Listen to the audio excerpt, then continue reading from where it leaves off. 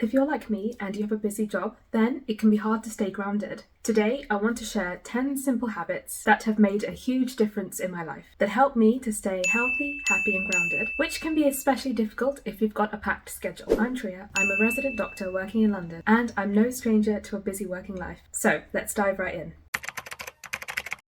Set a timer for your social media and respect it. Do you ever feel inexplicably bad? Like you have this low-key sense of dread, frustration and unhappiness? For me, that often comes when I spend too much time scrolling through Instagram or Twitter. Although looking at content is fun, if I spend too much time on social media, I find that I never really feel refreshed, especially because these sites have so much hate and vitriol that you end up just feeling bad about yourself and everything else. And I often found that on days that I use social media less, I was just feeling better about myself. So it's very easy to set a timer on Instagram, for example, but often I used to do this and not respect it at all. It's quite easy when the timer pops up to just ignore it or to keep going on social media, but what I've been doing for the last few weeks is just respecting the timer. So when I see the timer pop up, I just close Instagram. So I started off by doing 30 minutes a day as my limit for Instagram and just completely deleting Twitter. And then now I've moved to 15 minutes a day on Instagram, which is actually working really well for me. So setting a daily Instagram timer and respecting it really helps me to control my usage and to keep my mind clear. For this habit, let's take it outside. Wow, it's super sunny. Try to spend at least 5 minutes a day outside. It's a beautiful sunny day today, but it's not always like this, especially in England. It's really important just to try to spend some time outside every single day, even if it's only a few minutes or it's raining and cold outside. If you just step outside, I find it really helps just to mentally reset and feel better. There's actually a lot of evidence that show that spending time outside every week improves your physical health and your mental health outcomes. One of the wards that I work on in the hospital has literally no windows. There is no outdoor light at all, and that's not really good for the patients or the staff who work there. So when I'm on that ward, and the shifts are usually 12 hours or so, I try to go outside for my lunch break, and if it's too busy and I can't do that, then I just step outside for a minute or two. Just even now filming this video, it's the first time I've been outside today and I'm already loving it. Yeah, definitely make the most of it. Get that vitamin D. So my next habit is to keep a journal. It can be nice to record the good things that have happened in the day, but also I find that writing about my feelings is a good way to process the negative emotions and just really understand the feelings that I've been having during the day. For example, if there's something that I'm frustrated about, or if I had an argument with someone that day, if I just allowed myself to write about whatever's on my mind, then I find that I gain some clarity about what I'm feeling and I start to feel better almost immediately as I'm writing down the words. Some people get this emotional release from doing other things like exercising, but for me, I think writing it down really helps. So this is my journal and I try to write in it every day, or at least as much as I can. As you can see, I've been doing it now for a couple of months and it's really nice actually to have this and to look back at the things that I've written. So I keep my journal by my bedside. I think it's really useful to keep it there because if there's something that's bothering me late at night, I can just write it down. And that way I don't have to hold it in my mind all night. I often find that when I'm just about to go to sleep, that's when the things that I'm worrying about come to the surface. For example, there may be a deadline I have to make or emails that I have to send or something that I just completely forgotten about. Then I can just allow myself to forget about it for now and sleep. You'll be amazed at how much lighter you feel when your thoughts are out of your mind on a piece of paper or written down on your phone. So give it a try.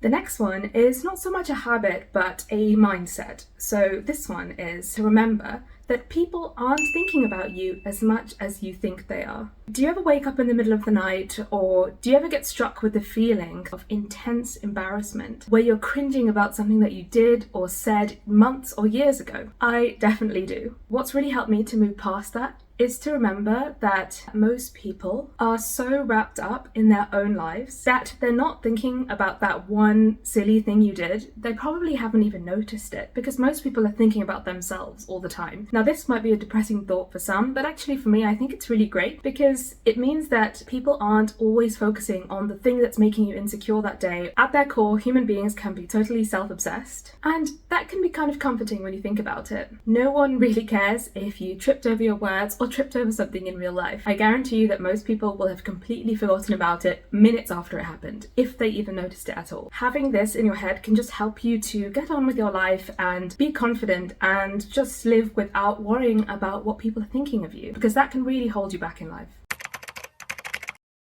So my next habit is to work according to your body clock. So not everyone is a morning person, and that's okay. For example, I am not a morning person at all. I find it really difficult to get up in the morning before 8 o'clock. I find that it's very difficult to study or do anything productive in this time. Whereas in the evening, say between 6 and 10 p.m, my mind is really clear and focused and I can get a lot done. So this habit is to try to respect your body clock. Now, I know that's easier said than done, especially if you're working in a traditional office environment or you work a busy rota shift pattern like junior doctors do. For the first year of working as a doctor in London, I had to get up at 5:30 every morning to make it to work for 8 because I live quite far away. On those days, obviously, I had to work against my body clock, but I found that I was really sluggish and I was just not really happy doing that. So on my days off, I really tried to respect my body clock and not force myself to work early in the morning or even get up early in the morning. Try to find out what time of the day works best for you and respect that. Another thing is that it's very common for people to have a slump in the afternoon, say around 2 or 3 o'clock. Now that's got to do with the levels of the hormone cortisol in your body. And I often found when I was revising for my medical school exams that I would just be so unproductive in that hour after lunch. And I'm thinking, what's even happening? And I found that if I just didn't force myself to work at that time, I actually ended up getting a lot more done in the day. So yeah, try it out and see what you think.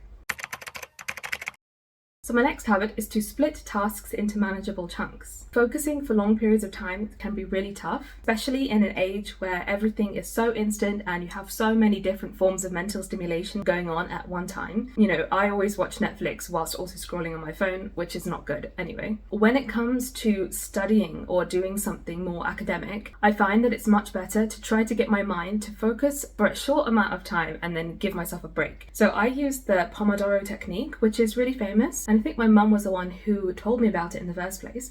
But essentially, traditionally you work for 25 minutes and then you give yourself 5 minutes off, and then you do that twice in an hour. And when I do that, it's amazing how much more I actually get done. Now, over the years of using this technique, I've adjusted the timings slightly so that it works better for me. So what I do is I do 25 minutes of focused work, but then I give myself 10 minutes rather than 5 minutes, because I find that that 5 minutes that you've been waiting so long for and working so diligently goes before you even know it. It takes 5 minutes to go and boil the kettle and make a cup of tea, and then when you sit back down at your desk, it's over. But if you have 10 minutes, then you feel like you've actually had a break, and then you'll be ready to start the next 25 minutes of work. If I just limit myself to a 5-minute break, I end up going over that break anyway, and then I have no way of tracking how much time I'm wasting.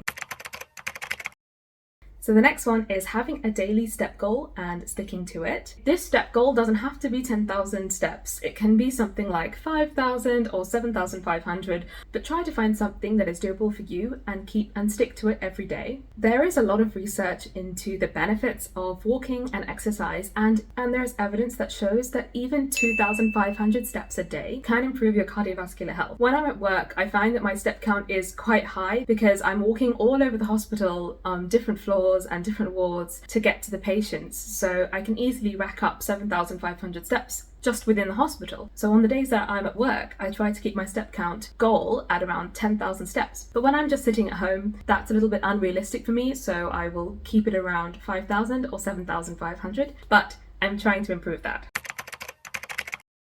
So this next one is really important for me, and I actually have really noticed how my life has improved since I've done this. So this is to read books on your phone. I've really been getting into reading more lately. I find that carrying a physical book around isn't always practical. Like, for example, I have this book next to me by Philip Pullman, and it's huge. There is no way I can carry this around. So what I do is I download books on my phone and I try to read on there. So I find that this is really useful because if you have a book on your phone that's super easily accessible, you can read on those random gaps in the day. For example, when you're waiting in line for a coffee or your internet is buffering. This way your phone can be your mini library. And I know you might be thinking that it can be quite tiring on your eyes to read on such a small screen, but actually you can increase the font size, and yes, it's not as satisfying as turning the pages of a real book, but I've found that since I've been doing this, I've been reading a lot more. And also, it's another thing to do on your phone when you've used up your social media timers and you've got nothing to do on your phone.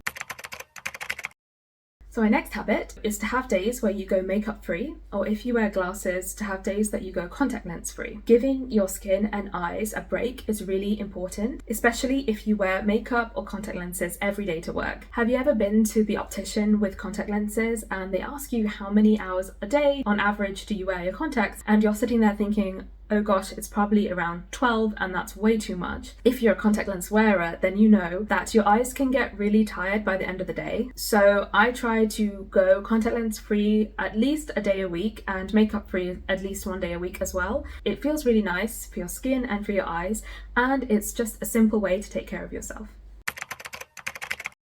And my final habit is to do the things that you want to do first. There's this popular idea that you should tackle the hardest task on your to-do list first, but I find that starting my day off with something that I want to do helps me to put me in a good mood and be productive for the rest of the day. If you really want to try your hand out at a specific hobby or read your book, then see how you feel about doing that first in the day rather than waiting the whole day to do that thing that you wanted to do since the morning. Because we all have things that we have to do, like admin, or if you're studying for an exam, for example. Often, if you do all of that first, you may not even have the time or the energy to do the thing that you really wanted to when you get to the end of the day. And you may not end up even doing it anyway. The way I see it is that if you've got mandatory things that you have to do, then you'll get it done somehow. But it's always the fun things that you'll end up compromising on. So try to put yourself first and do the thing that you want to first, and just see how it goes. Those are the 10 simple habits that have helped me improve my life as a busy doctor. Whether you're in medicine or a student or working in any other field, I hope you found these tips helpful. Let me know in the comments if you have any other habits that help you stay grounded and productive. Thank you so much for watching, and I'll see you in the next video.